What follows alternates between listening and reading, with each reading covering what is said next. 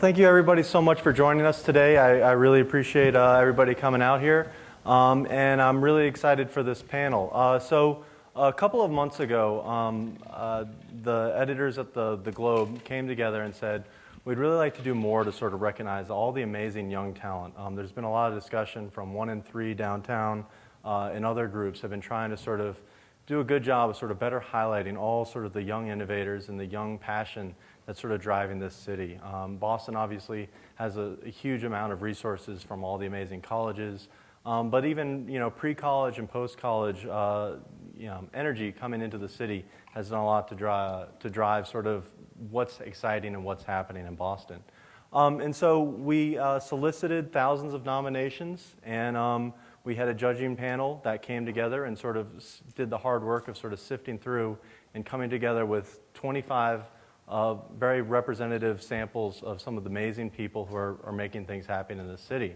And today I'm very happy to be joined by 3 of them to kind of talk about what they see as sort of Boston's strengths, promise, and what they'd like to see change in the city. I'm Michael Morisy. I'm the producer for Boston Globe's The Hive. It's at boston.com/hive. And we cover innovations, startups, research, and a lot of sort of the most exciting parts of the city. And I'm really happy to be here today at FutureM. First, we have Kathy Koo, the founder of Spouts of Water. And all 3 panelists will be telling you for about a few minutes about what they've been up to. And then we have Ernest English, an artist in residence at Artists for Humanity and a fellow at MIT CoLab. And then we have AJ Perez, founder of New Valence Robotics. So 3 very, very different fields, doing lots of really different, interesting things in the nonprofit, for-profit worlds, and we're really excited to have them here today. So Kathy, would you like to start off and tell us a little bit about what you've been up to? Hi, I'm Kathy. I'm currently a 4th-year student at Harvard University. I founded Spouts of Water a few years back, working as an undergrad in the water technology-related field. Spouts of Water is currently located in Uganda, and we produce ceramic water filters in-country on the ground. So Uganda is a unique market in the sense that in its neighboring countries, there's plenty of ceramic water filter factories, but in Uganda, they're mostly imported, and so the cost is extremely high for people to purchase. And so we stepped in and have been producing these filters. We finished building our factory as of mid last year and are currently working to work with distributors and make sure that these filters are getting to the people in need. Yeah. Awesome. I'm Ernest English, and it's an honor to be here. What I'm working on with MIT CoLab and Artists for Humanity is something called the Imagination Collaboration. And what I do with my artwork is I engage the people in the process of actually making it. So I use a large-scale paint-by-number system, and it allows everyone to come together to complete the art. So what that does is it questions the sense of ownership. So as the artist, I don't care about being in a gallery, showing off my ego and how great I can be. It's all about that money going back into the community. So with that in mind, what I believe for the future of marketing and my artwork is being able to develop something wherein the people themselves are making advertisements for companies, and that money goes back into the community. So that's basically the Imagination Collaboration. Thanks. I'm AJ Perez, and like Michael said, I'm the co-founder and CEO of New Valence Robotics. I'm a student here at MIT. I did my undergraduate at MIT in mechanical engineering, and now I'm doing my master's of manufacturing, focusing on this field called additive manufacturing. Many of you know it as 3D printing, but the greater subfield that 3D printing falls underneath is additive manufacturing. And what that is this concept of building a part up layer by layer rather than the subtractive sense where you're removing material away like conventional manufacturing. And what we're doing is we built the world's first fully automated 3D printer that no longer requires any human interaction for operation.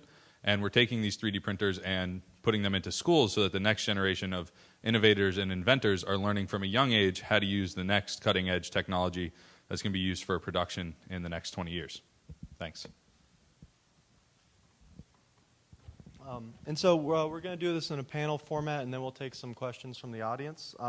But the first question I wanted to ask was sort of what resources, have you sort of gone through your career, have been most helpful in helping you decide to not take the more traditional path or do something a little riskier than your peers might have done?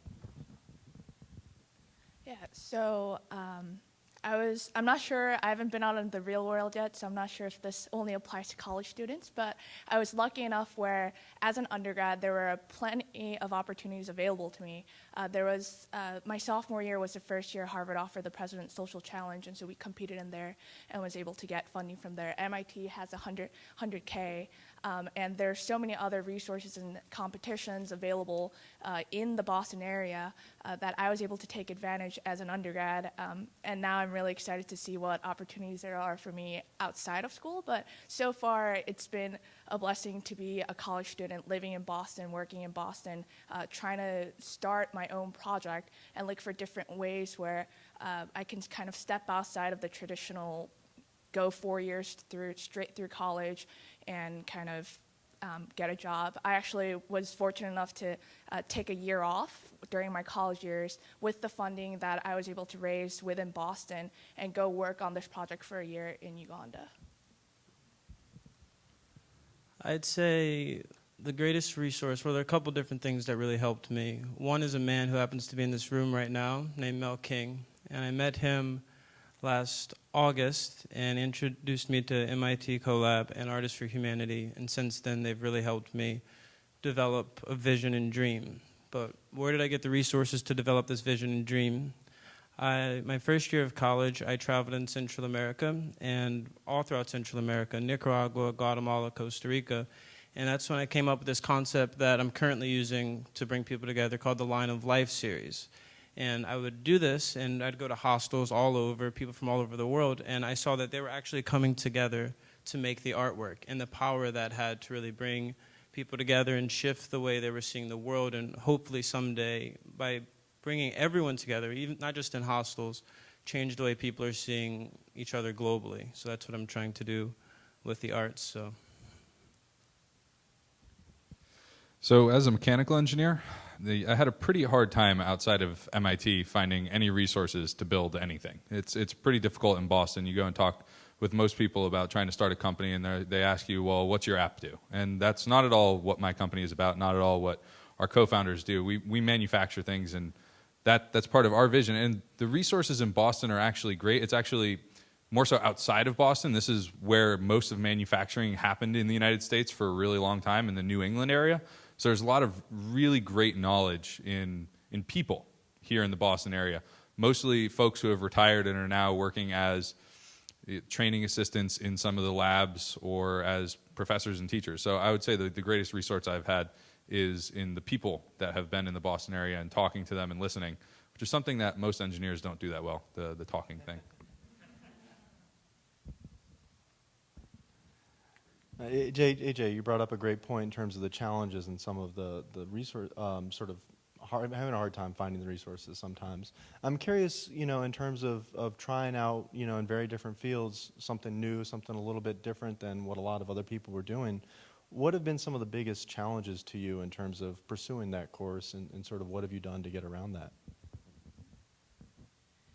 So the product we manufacture are ceramic water filters, and they're very low tech. And one of the downsides of being in the startup industry nowadays is that everyone's looking for that mobile app. And when they ask me, how much money do you need to make this going? And you say 100K, it's probably going to last us for 5 years. People kind of stare at you and laugh at you. So that was kind of the biggest challenges in terms of convincing people that our project was worthwhile. But like AJ said, there are plenty of engineers in the Boston area who are really willing to volunteer their time in coming up and helping us coming up with the product and kind of design it and get with the right people in the ceramics industry, in the water industry, and tap into really the network that exists in Boston.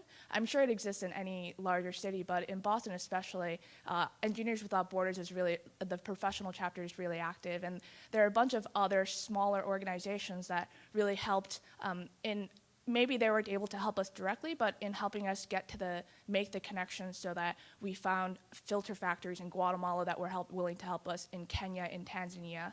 And so I think, as AJ said, it was really the people that really in Boston that helped us kind of get the project going.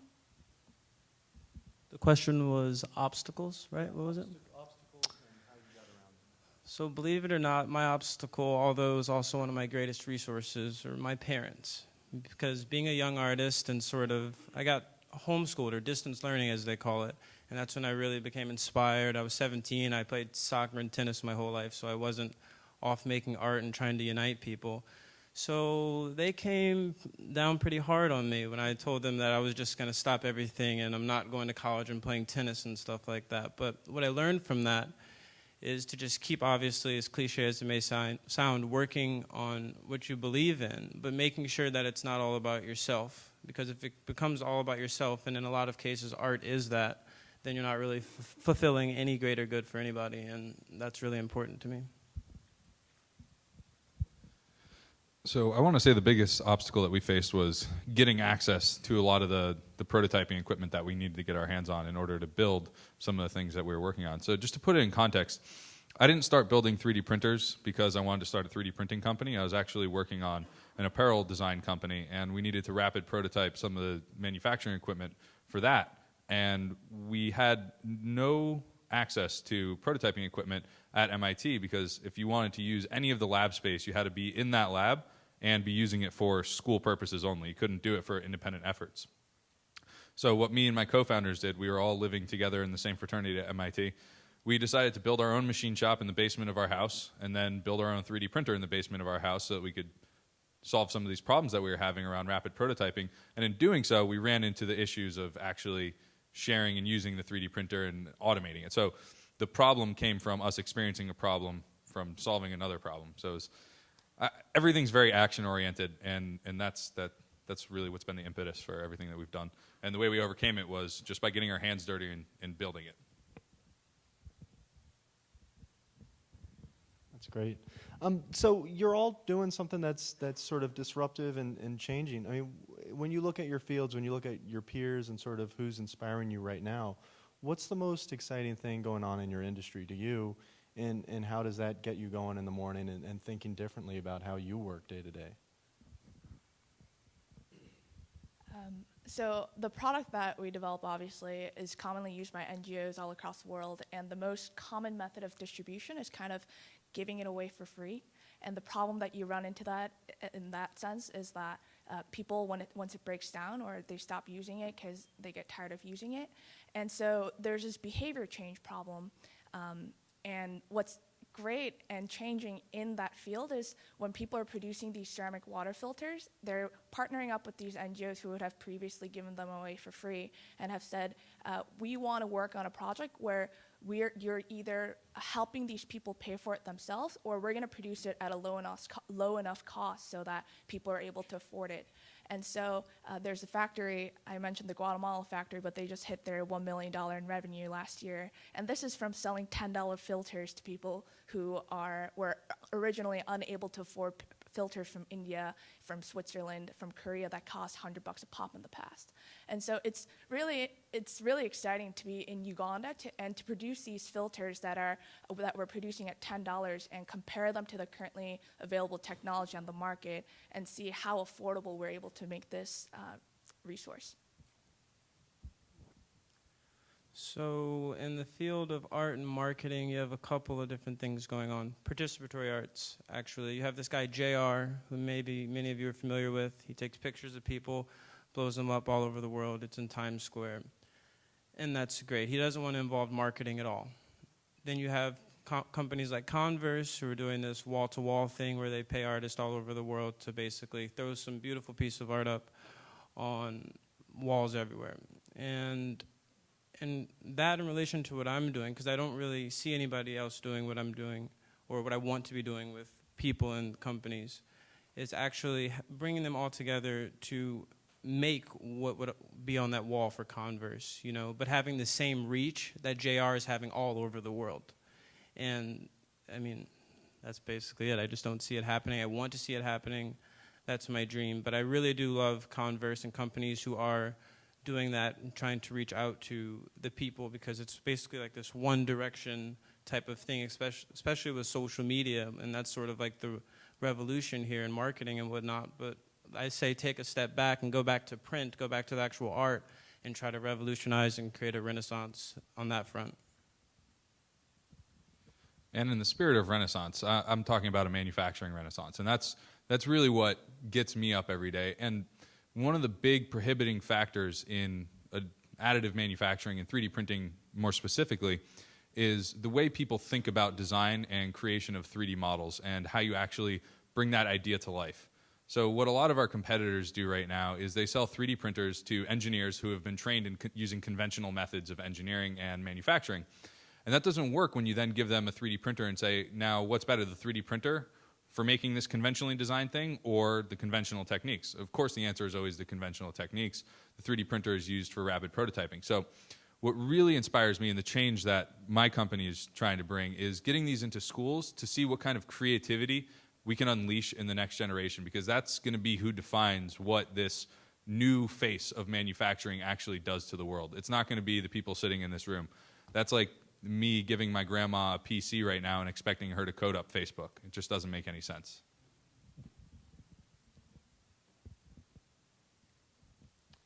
Now, on the opposite end of the spectrum from grandma, the next generation that's coming after you, I'm curious, would you, if somebody came to you advice and said, I really, sort of admire what you've accomplished already, should I sort of follow you in your bootsteps and do the same thing?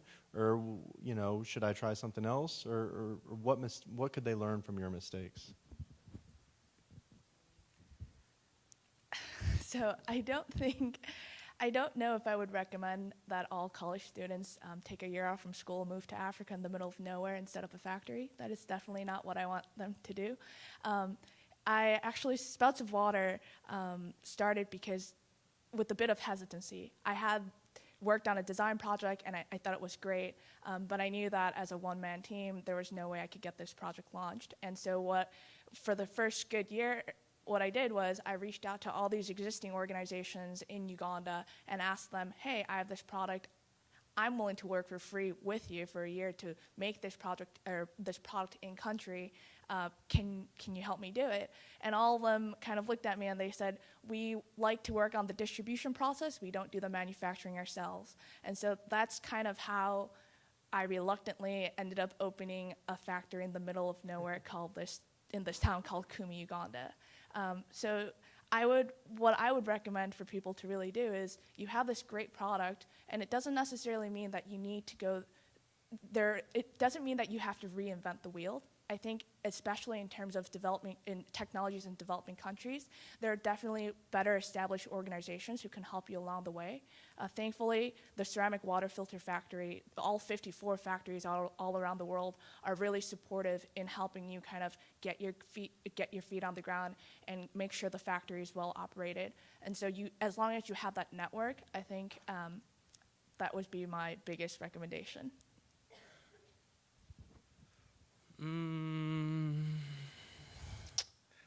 I would have to say I would not recommend, in a lot of instances, doing what I did, simply because there's a lot of hardship that comes with failing out of school when you're a junior in high school, because all of a sudden you are inspired to unite the world through the arts. But if you do happen to have that dream, and it is a true thing, and you have what I always say is a dream with substance is not a dream at all. Okay, so as long as you're not misguided by your pursuit and what you're doing, then yes, go for it. Each person will have their ups and downs, like what they have to deal with, be it your parents getting on you or your friends not wanting to hang out with you because you're always busy or whatever it may be. But I definitely say as an artist, be honest with yourself, don't get self-absorbed. And one of the reasons I really don't like a lot of artists is because they're making art for art's sake instead of art for the sake of the community. And I feel like that's really the contemporary shift that's going on in the world right now. So I'm going to disagree with these guys. I would say follow and do what I've done, in the sense not do everything that I've done. Learn from my mistakes, and that's specifically what I did. When I came to college, I asked all of the smartest, most successful people. They would come in and talk in classes. CEOs from all over the place would come in, and you have business school students asking them, it's like, so why did you make this one specific strategic decision? I always ask the question, what's the biggest thing you regret the most, and what did you fail the hardest at? And learning from other people's failure modes and their regrets, that's the fastest way to learn and not make those mistakes. And I would say replicate that Replicate that line of thinking if you're going to try and grow up and do something big. Learn from people who have failed. Actually, But then been successful afterwards. I guess I should clarify in the sense that recently I've seen the trend among college students to say, hey, you did a startup, that sounds really cool. Like, I'm kind of interested in the space of going the non-traditional route. And I think that's kind of where I hesitate to encourage, hey, just start a startup for the sake of starting a startup. That was a lot of starts. But I would recommend you really do need to start with a product first or something that you want to do. And once you've kind of tried all the, I guess the traditional avenues, and those avenues don't allow you to do what you want to do, I think then that's when you should start about starting your own business. But starting a factory at the age of 19 is rough. Speaking of the rough patches, I'm curious, as you've been kind of pursuing these different ventures, when did you sort of say, okay, it feels like it's clicking? Or was it ever a moment like that? Or was it just sort of gradually, yes, this is working, no, this isn't working, and sort of iteration? I guess for me, there are kind of two steps in when it really clicked. First was when I decided to pursue this full-time, and second was when I was actually in Uganda. The first time, I just talked about spouts of water and this cool filters all throughout my meals, and I guess my friends finally got fed up and were like, Kathy, if you really want to do it, go do it. And so literally the next day, I filled out my I won't be coming back next semester form and decided to do it full-time. And luckily enough, things kind of fell through in the sense that we had started getting funding about a month after I made this decision, so things more or less fell in place. And then I moved to Uganda. I had gone to Uganda previously before for about 3 months and then another 2 months, but this time I really decided to go there for about 8 months. As I'm living there, I kind of realized that this is, I like this place, one, because that's really important, because we've had some members of our team come abroad. They last maybe about 2 weeks and realize that maybe they can be more helpful in the United States as funders or as people who are not so hands-on.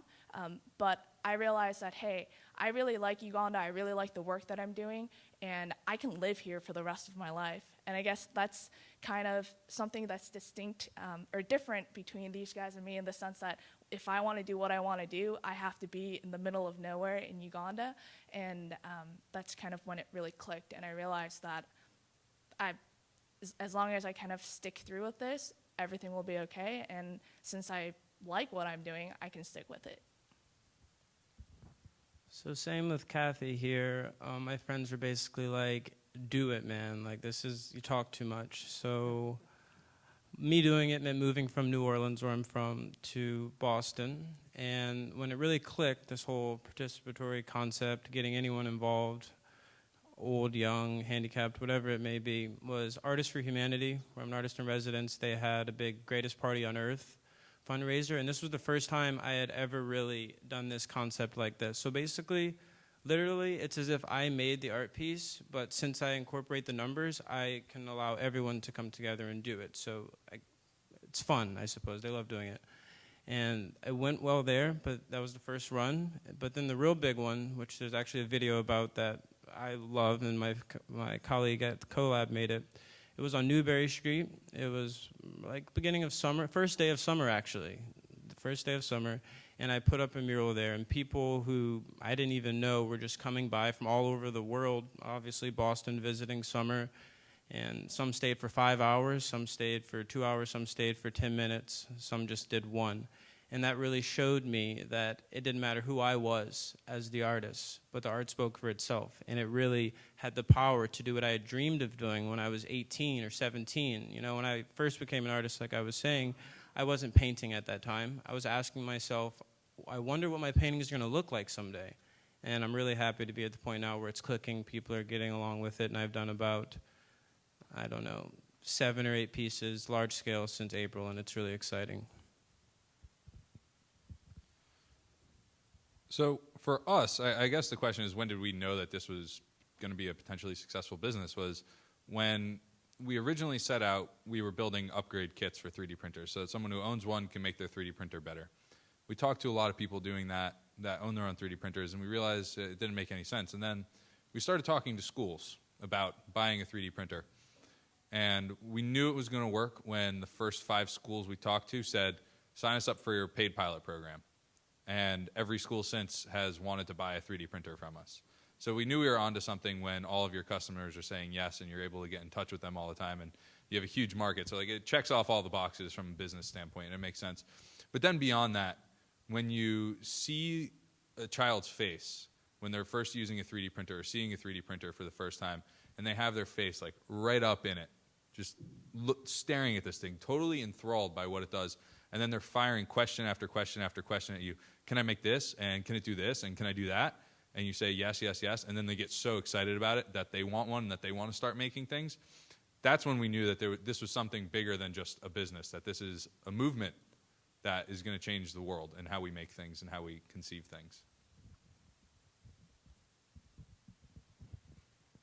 So earlier I asked you about your advice for sort of younger people, and now I'm curious about your advice for somebody older. So on November 6th, for the first time in a long, long time, we're going to have a new mayor-elect.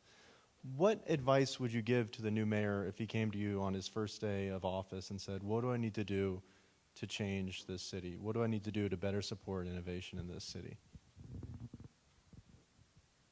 So if, I guess, I haven't really fully, to be honest, I haven't fully tapped the resources that Boston has to offer as a real adult. I keep saying this because I want to distinguish between college students and a real adult, because as a college student, I realize that I'm very privileged to have the resources that Harvard, MIT, and all the other school systems have to offer. And so when speaking to a person out in the real world, and they ask me, how can we improve the space that Boston has to offer?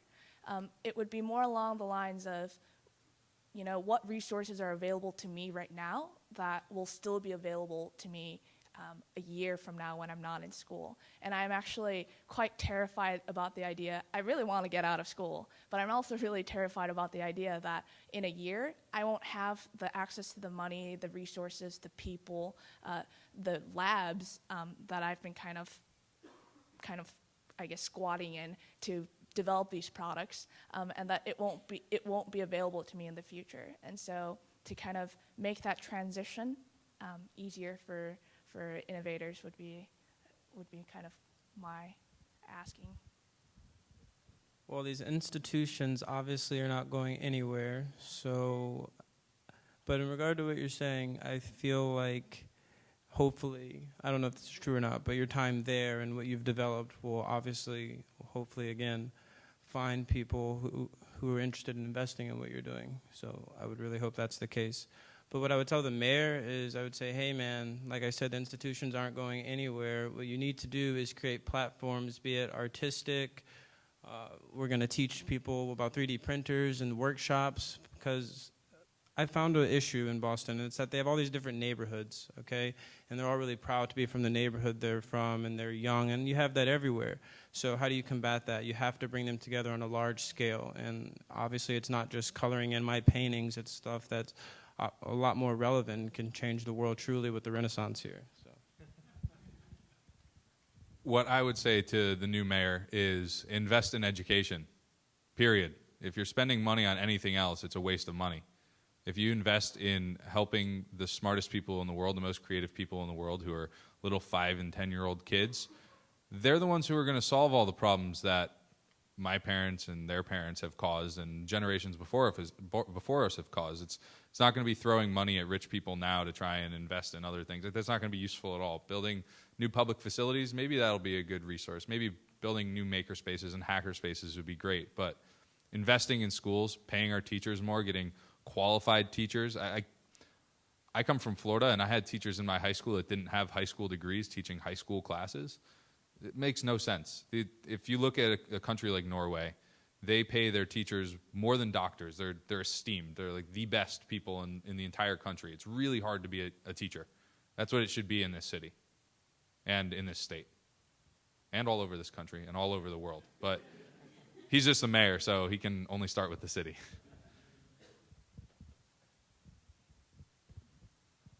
A couple of months ago, some national brand ran a campaign where they humorously ask parents to send their kids little e-cards telling them to get off the couch and get a job. And you see that a lot, this sort of saying millennials can't get jobs, can't move on, that sort of thing. And it's always bothered me when I've seen it. I'm wondering, do you see that as a stereotype against sort of your generation? And sort of, is that the experience you see when you look at your peers? Are you just exceptional, or is your generation actually doing something with its life besides Netflix? I am definitely not exceptional. I am surrounded by 8,000 students every single day who run around like chickens with their heads cut off, or at least from afar. And having that year in Uganda really made me realize, wow, the people in Boston, in the United States, you know, my friends, my peers, they really do want to make a difference, and they're really working to kind of make it come true in the way that they see as fit. But I definitely do not see us as a generation of people who are laid back. I mean, Hive 25 under 25, I think there's like a 16-year-old.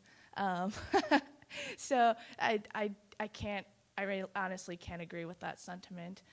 And I do understand that I do live in the bubble that I call the Cambridge, the Harvard Square bubble.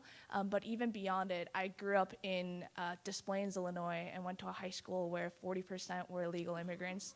Most of us were underinsured or uninsured. And even looking at my friends who are not in college, or definitely not on the same path that I am, they are working their butts off, whether it's doing double shifts at McDonald's and Burger King, it doesn't matter. They are definitely out there and trying to put their best. Well, I know down in New Orleans people are chilling. That's basically what's going on down there. But I honestly think that the fact that everybody's overstimulated with all of the technology, the media and whatnot, and especially from a young age, these digital natives or whatever you want to call it, what that creates is a situation where everybody's essentially kind of on the same page, you know, the same outlook on life to a certain extent. And what I think that creates is an openness. And I feel like with that openness comes, they welcome ideas, and they're open to, like, if you're trying to change the world, or imagine any celebrity out there right now, if he just had something more positive to say in terms of the way people look at the world and each other, what I'm really trying to get at is that I think the clash of the civilizations, which is something that really plagues us, can go away with this generation because we're all united. And even though it's technology, I do think that really creates a new platform for us. I totally agree with you, Michael. I do think there are, I don't want to say lazy, that's the wrong way to put it, consumers of things. Everyone just consumes. No one is really creating and innovating and coming up with new solutions. If they were sitting on their couch creating artwork, collaborative artwork, I don't think their parents would complain nearly as much as them sitting around eating food and watching Netflix all day. So I do think there is an issue with our generation just not going out and getting their hands dirty in whatever it is that they're passionate about. And I do think that this new information age, the digital natives, as people like to call them, the technology has the place to be very, very positive, but right now, everybody's just consuming, everybody's just tweeting, everyone's just Facebooking. That's all they use it for. There's no real utility out of all of this lack of communication that we're getting out of people. I think it'd be great if most of the people in our generation actually knew how to hold a conversation and look somebody in the eyes when they're talking to them, rather than texting them when they're standing right next to them to get the conversation across. It's kind of absurd, the things that I see going on with people in my generation. And it's got to change, and it's going to change, because those are going to be the people that fall behind.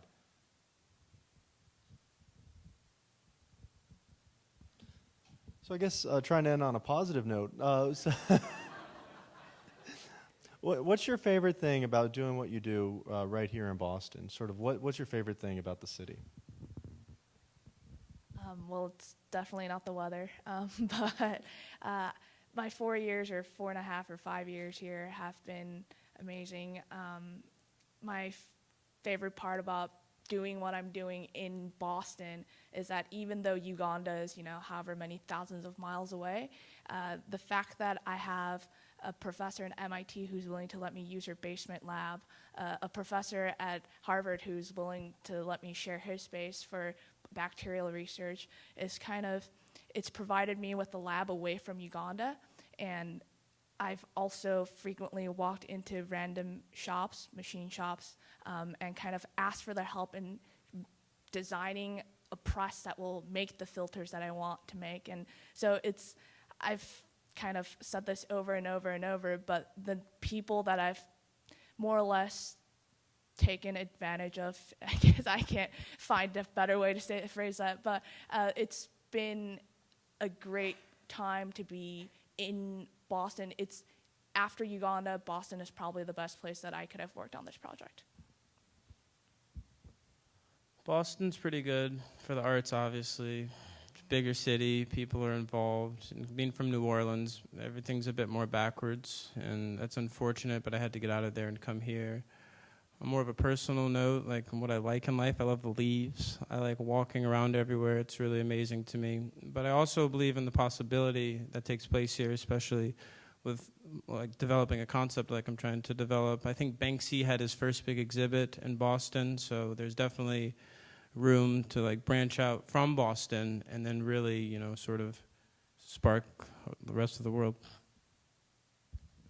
So like I said, I'm from Florida, and I have really no intention of going back other than to play golf in the winters.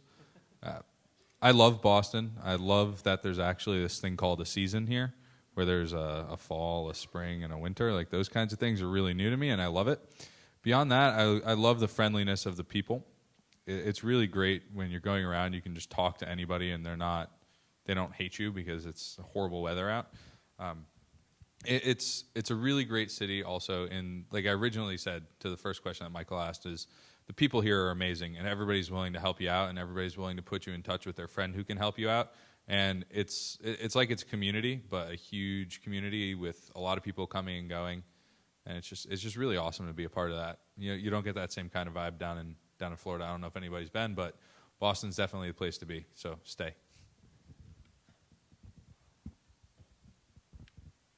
Do we have anybody in the audience who is interested in asking a question of our panelists?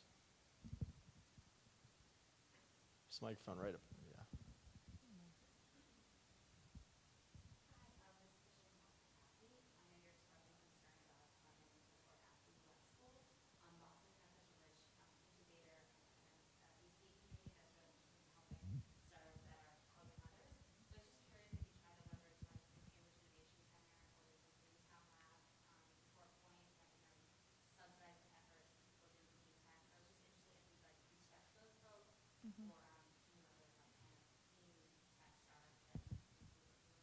So to be honest, I haven't ventured very far outside of my bubble, and I hope to.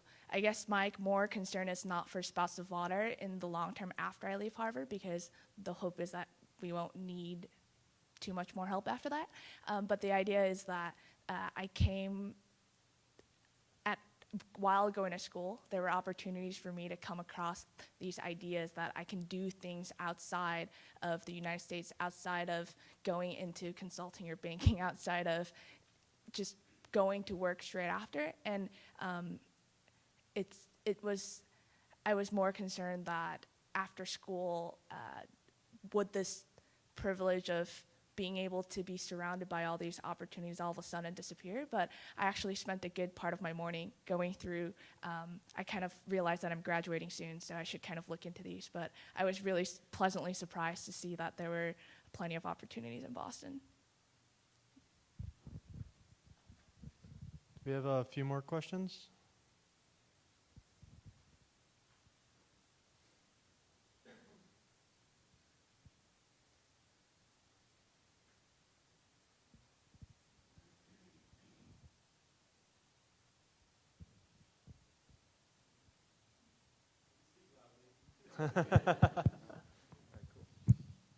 Hey guys, sorry, this is a bit of a broad question, but first of all, thank you all for being here and showing sort of youth power in action. And this question is just about that. Some of the comments made were that, doing a startup of your own is a painful experience. It is. And that, going out of your comfort zone is very difficult in a sort of generation of consumers. So with technology moving faster than we can basically learn it, talking about 3D printing, and jobs disappearing or becoming exported. Even doctors can now, be found in India that can, understand your x-rays quicker and better than doctors here. What would you advise to sort of youth trying to do something interesting, trying to make an impact, besides doing something as difficult as this is? And then taking that to the next step, what would be our role to most effectively set the future for our own kids?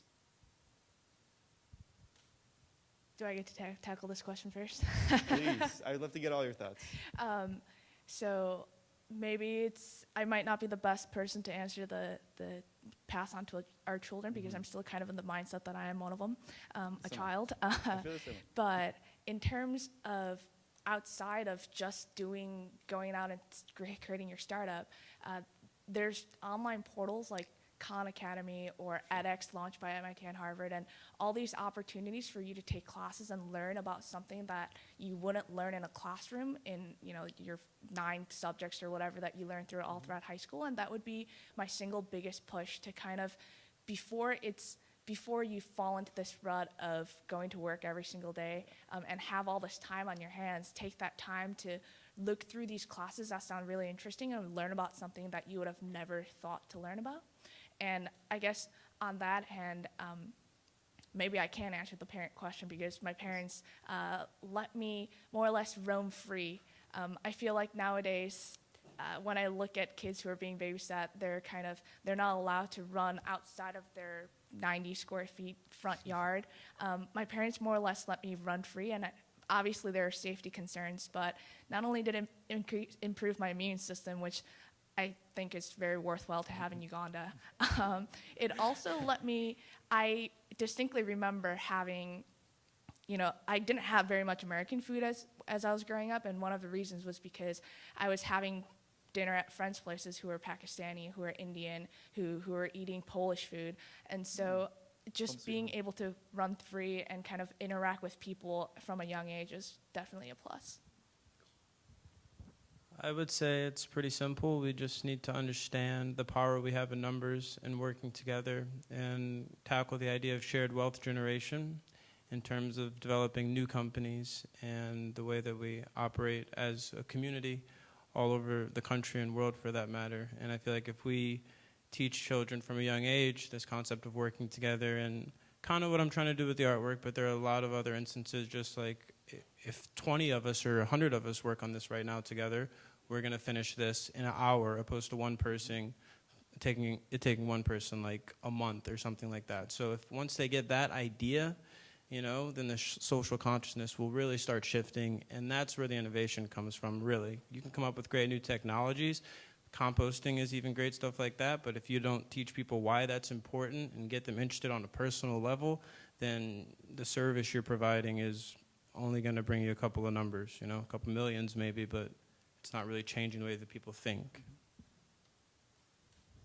So to your question about how do we get kids to do inventive, innovative things at a young age, just do it. You just got to let them do whatever they want to do, because, and that's part of the problem, is that they don't have the resources to just do it. You have a lot of creative kids who want to build something but don't have the ability to do it because they're not trained for a machine shop and they're restricted to Legos. So there is some in between, and I personally think. Right? Arduinos in that case, something in between? Yeah, so that's for learning the robotics aspects of things. But even if you just want a physical object, just like a cool-looking castle at a 10-year-old age, you don't need to teach them robotics at that age. Maybe they're not interested in robotics. But just letting them define what they're really interested in, that's where I see this edX, MITx platform being really powerful, is enabling students to bring their ideas to life through figuring out what classes are really interesting to them, rather than forcing them down this old German style of learning that we've been doing in this country for the last 200 years. It just doesn't really make sense. And with respect to kids, is don't allow them to be consumers of everything and force them to do things that are out of their comfort zone. Part of that being working with others, playing nice with others. And that's one of the most important skills you can learn as a child, is what it's like to be on a team and lead a team. And that's not something that a lot of kids these days that I've seen get. So I would say just playing nice and doing what you're passionate about. Sure. Thanks a lot.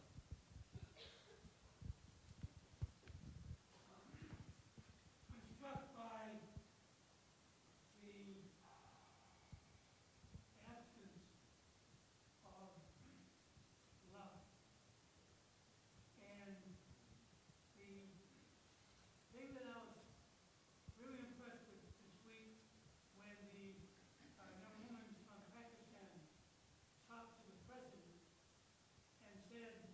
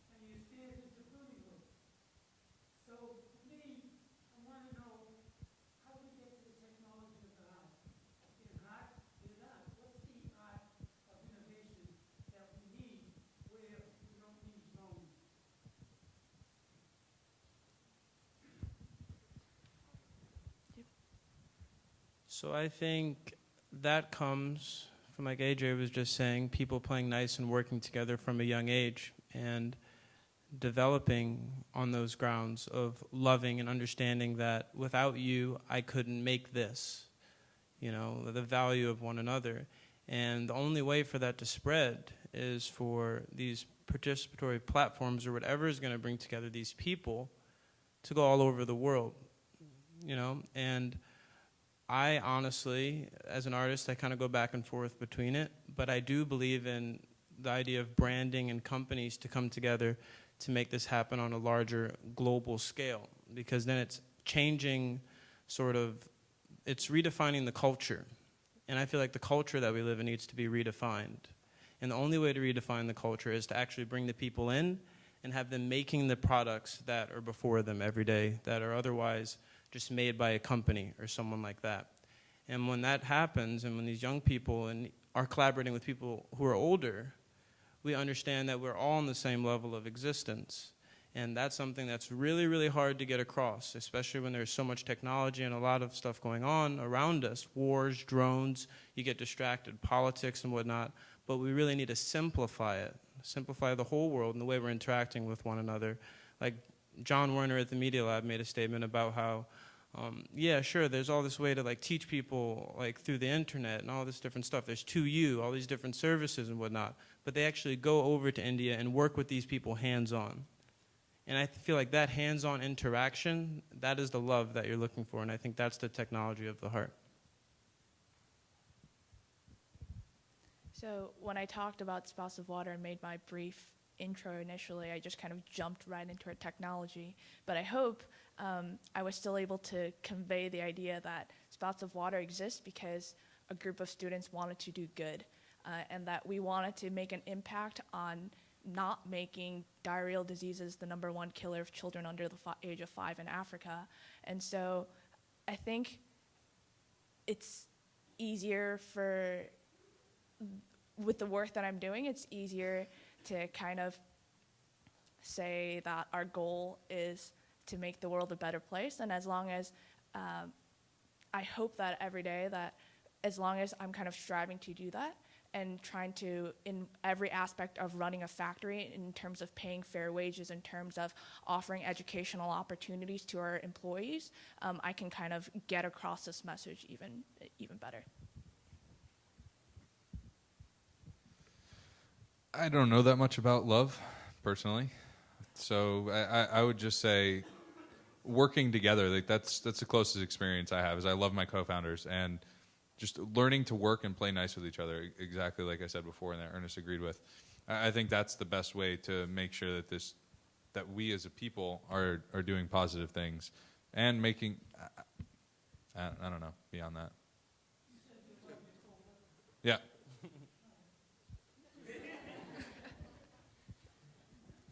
Well, thanks so much. As one quick last wrap-up, I was just curious, what are your goals over the next year in terms of your projects, and what do you hope to be doing differently in 1 year from now?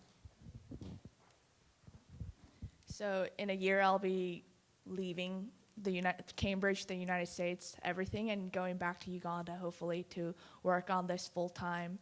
And my goal is to, within that time, raise enough funds to go back to Uganda and make it a sustainable business. Our goal is to make not only a product that is affordable, but also create a behavior change so that people see water filters as a commodity worth investing in, that they're not just passive recipients of aid. And so in the next year, my goal is to partner up with more of these organizations that are distributing filters for free or distributing water products for free, and work with them so that we can start this behavioral change even beyond the whole technology of creating and manufacturing filters. I'd really like to take this whole art concept of mine around the whole world and partnering with companies and really using that as a way to create, like you're saying, the technology of the heart and bringing people together, but to also make differences in specific communities, of course, working with MIT CoLab and all of the graduate students at MIT. I also really want to shake up and do something pretty cool in the advertising world in terms of instead of having people just color it with the markers. I use paint markers. I know it's kind of hard maybe for some of you to visualize it. But instead of having people color in with paint markers, I envision them touching like a screen in high traffic areas. And it's just like bam, and then it lights up, and then the logo for the company pops up. So I just want to see some cool things happen and shake things up. So like I said, we're currently in a couple of pilot schools. We're in 3 to be exact. I would like for us next fall to be in 100 schools in addition to the 3 we're in now. That's pretty much it.